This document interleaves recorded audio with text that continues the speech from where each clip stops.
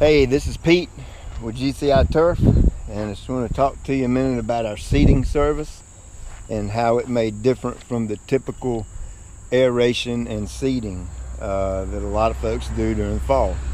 I have four pieces of equipment here, one being a Slit Cedar, one being an aerator, and one being a aerator or plugger, core plugger.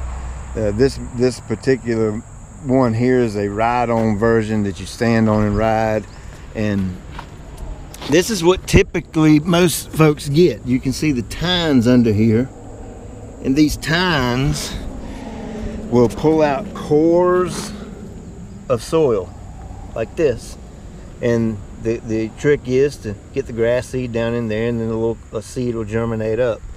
Well, bared ground application, that's not a real good way to do it. When you have this is a Bermuda grass, it's not fescue, but imagine this is fescue. This would work in this instance, because we just want to pull a core out of the ground, get a grass seed down in there, and that helps thicken this area up. When we're talking about bare ground soil prep, our seeding services is more like an agricultural type service where we're going to break the ground up, we're going to loosen the soil, and we're going to actually plant the seed in the dirt. So this is what an aerator does. Now this ground is, I want to show you what this ground is. This ground is rock hard.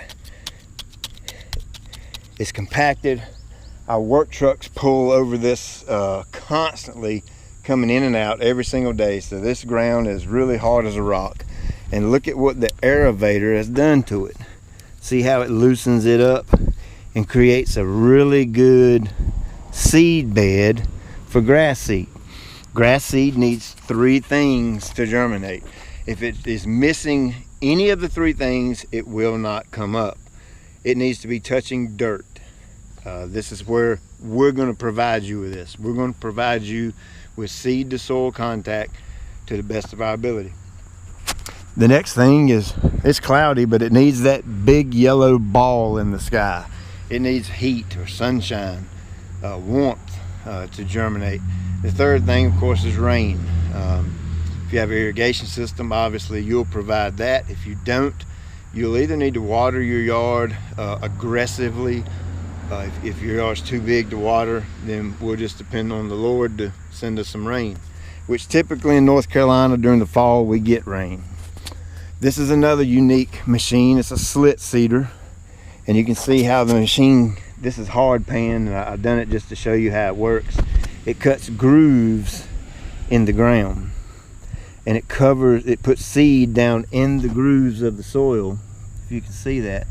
And then when it rains or the wind blows or whatever, this kind of levels back up, and then there's your seed to soil contact. And once this gets wet and stays wet, the seed will germinate. Well, one of our tricks is to aerate a bare dirt area and then slit seed it. And what that does is look how loose this is, and look at all the grass seed that's mixed down in the dirt.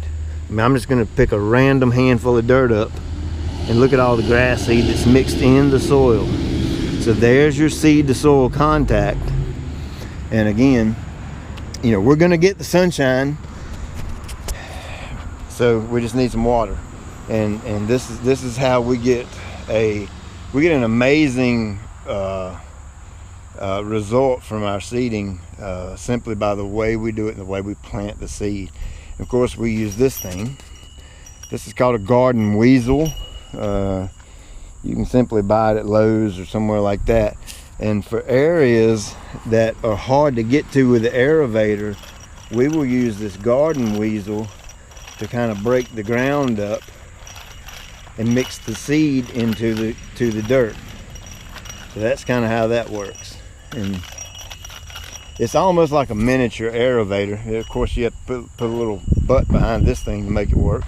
But we do use the garden Weasel quite a bit during seeding season.